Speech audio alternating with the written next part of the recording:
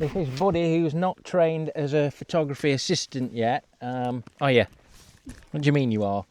So yeah, thought I'd introduce you to him. This is my daughter's rescue dog, Buddy. Say hello, Buddy. Buddy? No?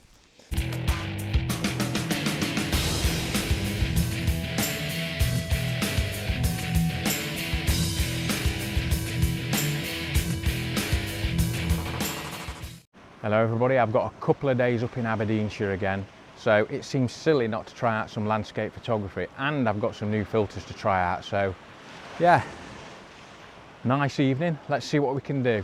So this is going to be a video of two halves really. We wanted to get as many locations as possible to try out these new filters, which have been given to me courtesy of K&F Concept, and I'll go a little bit into the spec of the filters and how I'm using them, what I think of them a little bit later in this video.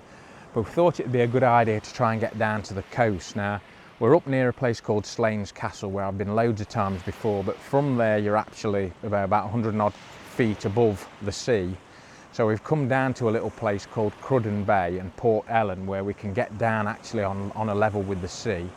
Hopefully you can hear the waves breaking in the background. It's a really calm evening though. We've got some nice cloud structure in the sky, so we're going to do a little bit of seascape photography. Then later in the video, what we're hoping to do is go to a place called Glen Tanner, because again, because it's mid-October, it would seem a little bit silly not to try out and get some of that nice autumn colour that we're getting at the minute. So we'll be heading up to there and doing some more work from there again with these filters. So I'll see you a little bit later in the video when I've set a shot up, and I'll talk you through it, and I'll talk you through how I'm using the filters. Right, so this first shot I've set up, as you can see, I've got the filters on the front, and I'm going to go through these filters in a lot more detail a bit later on in the video, because I'm so far really impressed with them, and I just want to show you how they set up, how they work, how easy they are to use. But this initial shot, I mean, it's inspired by this lovely cloud we've got in the sky in the background. It's quite a difficult shot at the minute because at times the sun comes through and it's absolutely blinding when it does. I've got a feeling this sun is going to start to drop now though as we get later on into the afternoon. It's nearly 5 o'clock, and we might just get some even more really dramatic light. Now, what I initially did, how I've got the filters set up, because I was trying to get a long exposure, I've put the polarizer on there. I've also got the 10 stop filter, and I've also got a graduated filter because I wanted to try and darken down the sky because it was very, very bright. Now what that's enabled me to do, it's enabled me to get some really long shutter speeds. So at the minute I'm shooting 30 seconds. I could actually go up a lot more by messing about with the ISO on the camera. So at the minute I'm shooting at ISO 400. I could take that right down to below 100 if I wanted, to get an even longer shutter speed, but I'm quite happy with the 30 seconds at the minute. Now what I've also done, I was bracketing the shot, so instead of taking one shot, which what can happen with that and what has happened is because the foreground is really dark, with a dark foreground you don't see any of the detail. You've got the detail in the sky because you've got the graduated filter on, but because it's still so bright, you're losing the detail in the foreground, and I wanted to get all the detail of this seaweed in the foreground of the image. So I've bracketed it, and then I've got a really light shot, a medium shot, and then a dark shot, and I actually really like the dark shot. So when you're taking images, a lot of the time when you start to take an image, the first things that you're thinking about is getting the exposure right, obviously getting it in focus, and getting a really nice clean shot. And we all look at the histogram and we're looking for this lovely domed shape with nothing cut off at the left hand side and nothing cut off at the right. Recently when I've been doing my photography, I've been questioning if that is always the best case, and especially when I'm doing landscape photography, I really want the person who's looking at the image to feel what I'm feeling when I'm there. And today, because we've got this dramatic sky, it is really quite foreboding. It's dark, it's eerily quiet, even though we're on the coast. It's quite calm this afternoon. Now if I take an image and I expose it correctly, I don't cut anything off in the shadows, I don't cut anything off in the highlights, that gives me a nice shot, but I always worry that maybe that doesn't convey the feeling that I'm getting when I'm here. So when I've bracketed these shots, with the intention of combining a number of shots to get a really nice even exposure throughout the photograph, so that you can see all the detail in the foreground, you've got all the detail in the cloud in the background. That's the intention. But then when you think about it a little bit more, you think, well, that's giving me a really nice, correctly exposed image, but is it conveying the feeling of being there at the time I'm here?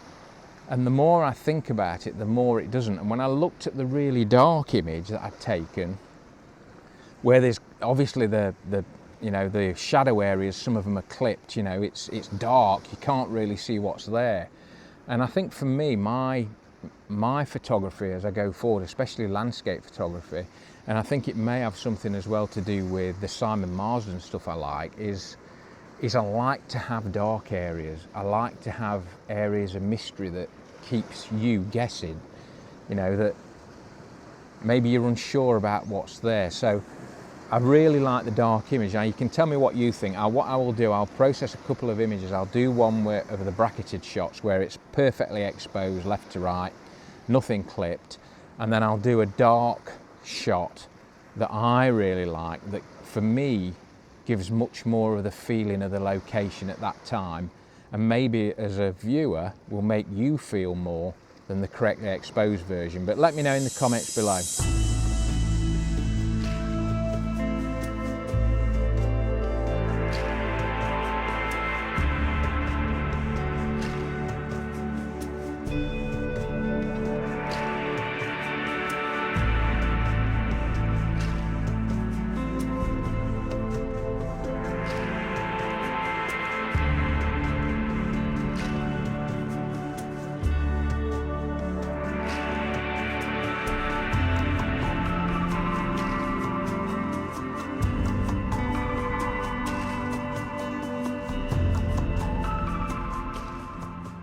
Right, so we're actually now at Glen Tanner Nature Reserve, as promised that we would be for the second part of the video. It's actually a glorious day today. We're down by the river, but before we do some photography, what I wanted to do is just go through these K&F Concept Square Pro filters for you. Now they've kindly sent to me, I actually already use their magnetic filter system, which I found to be absolutely fantastic. But I really wanted to have a go with these, and there's a couple of reasons why. I'd used systems like this before with the filter holder and the square filters, with sort of some success, but the problems I had with them in the past is not so much on the quality of the filters, but the fact that the system was a bit clunky to use. So like if you were wearing gloves or if you were in cold weather, the system that I had was really difficult to get the filters in and out. And I'll show you this now, how this is set up. So this is the box that it comes in, and obviously you can attach this to a belt or to the bottom of your tripod when you're using it, whatever. Pretty much standard to what they all do these days. This is the actual filter holder itself, which from the ones I've used in the past, this is quite a big upgrade. The main upgrade for me, there's a couple of things to point out with these. The first thing on this holder is you've got this little block here and this little knob that you can turn. What that does is, with all these sort of filter holder systems, you have a ring that fits onto your lens, and you can get those rings in different sizes. So for instance, I've just bought the 77 out with me today, and this system comes with a number of different rings. I think there's a 77 and an 82 and something else, so various different sizes, and obviously you can get other sizes. But when you've put that ring onto the front of the lens that you're using, what you then do is you put this onto the ring, and what this here is, this little knob with this little block, it's a lock-in system. So you wind that out to start with, you fit that over your lens, and then you basically tighten that up, and then that clips it onto your lens. It's not coming off.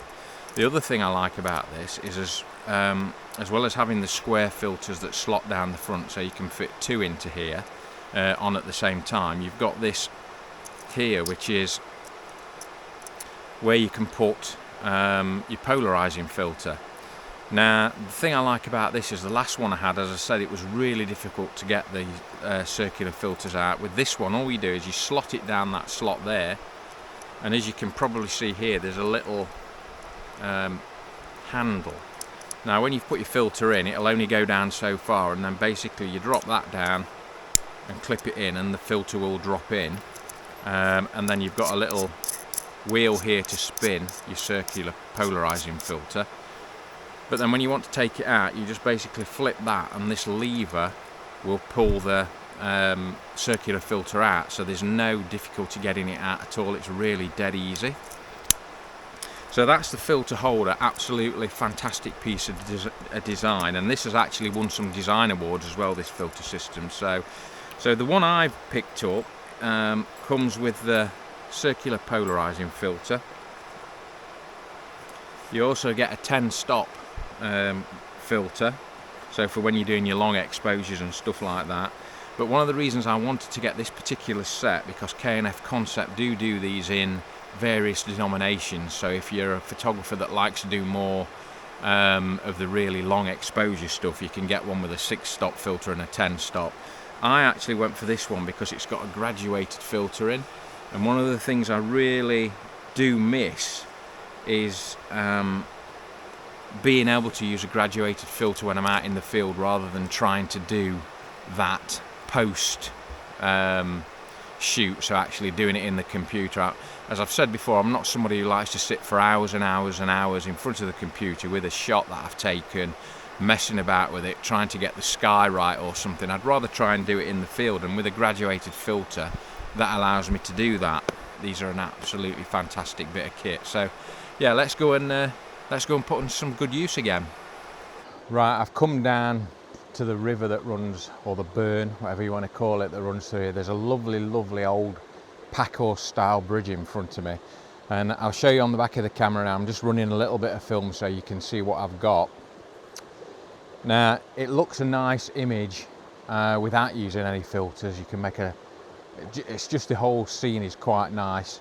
What I'm trying to do, you probably can't see on this so much because this is film, the aspect ratio is not going to be same as the image, but I'm going to try and get the top of the bridge. So I don't want the top of the bridge coming out the image. I want you to be able to see the top of the bridge, but I want the water obviously running through, and there's a few rapids in the background. But what I've also got is these couple of little rocks in the foreground here that make a nice little bit of foreground interest before there's an empty space. Now if you're shooting this without filters, obviously you'd ideally not like this big empty space in the middle, but I can see at the minute there's lots of swirling going on, which makes it look quite interesting. It might look quite interesting when we've got filters on. So that's the initial lineup of the shot. I'm going to get some filters on and then show you what I'm doing. Right, so I've taken a number of shots here. The initial shot I've taken is just a bare shot with no filters in use at all, which I quite like. It's just quite a nice attractive scene, and I do like the movement in the water.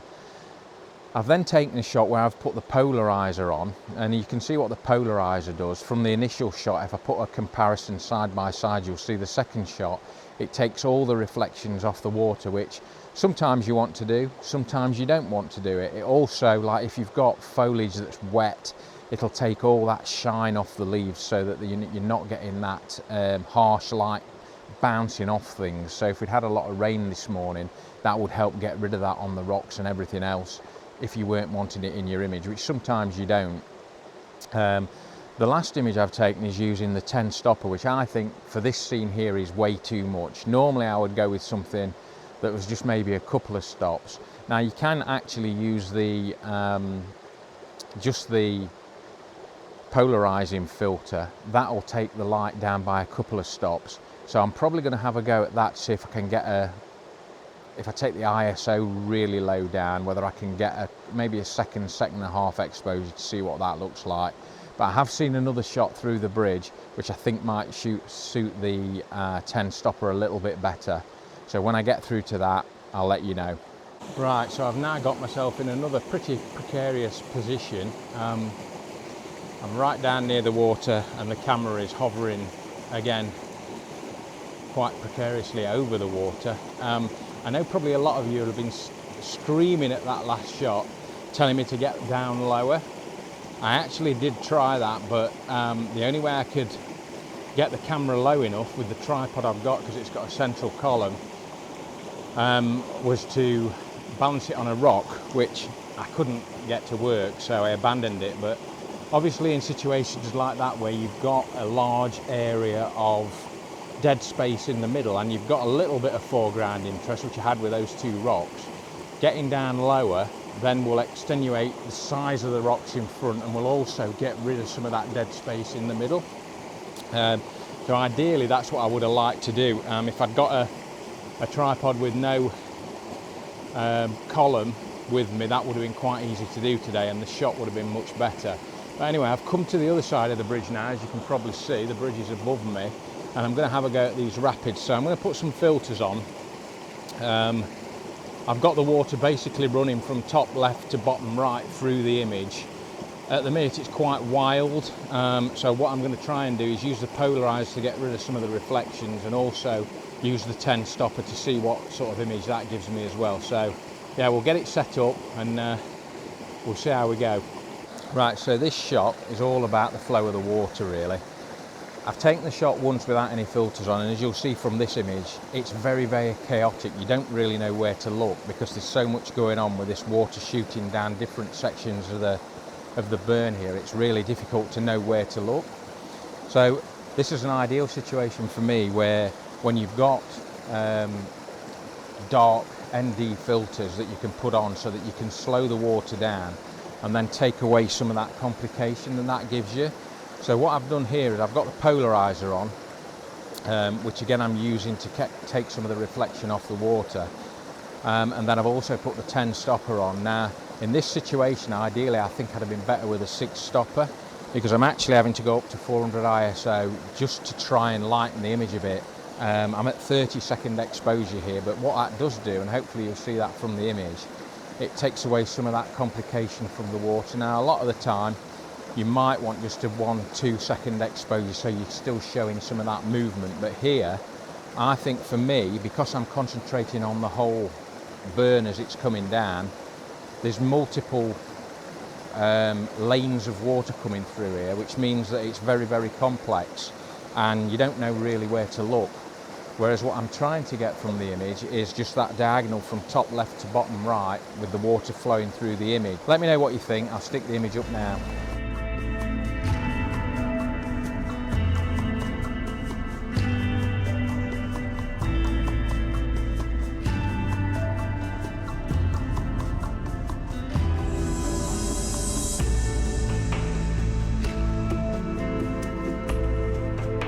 Right, so we've come across another shot. I quite like this one because it's really, really simple, but there's a really nice contrast between it. So I've got an old pine tree, dead, completely dead, and it's completely surrounded by green trees. And a lot of the time here you'll see trees like that, but to get a nice clear view through is often very, very difficult. But what I also like about this shot is that the hillside behind the tree is again completely covered by I think most of these will be larch. Some of them have started to turn yellow. Now if we were up here a week later, I think we'd have much more blazing colour up there.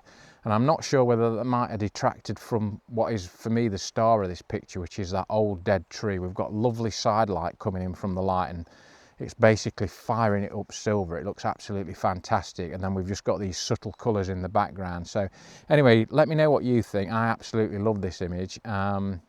Anyway, let me know what you think. Here's another shot.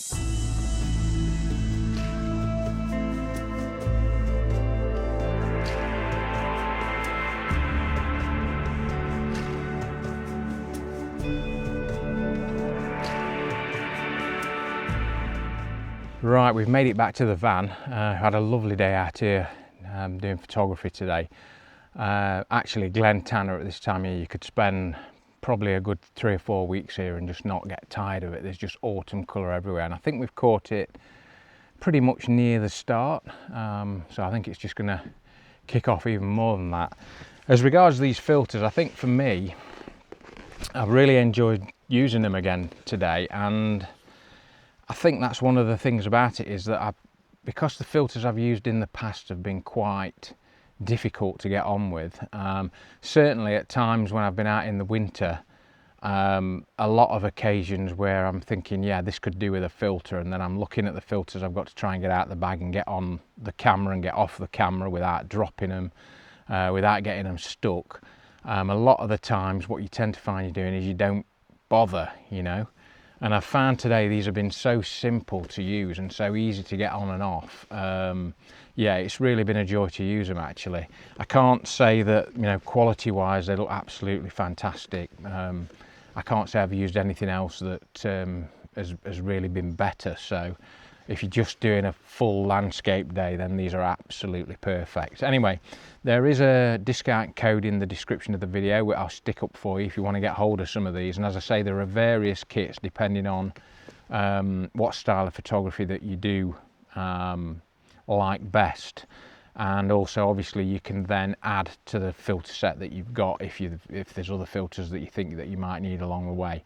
Anyway, I hope you've enjoyed this video. I hope it's been useful for you. I'll see you next time for another one. Bye.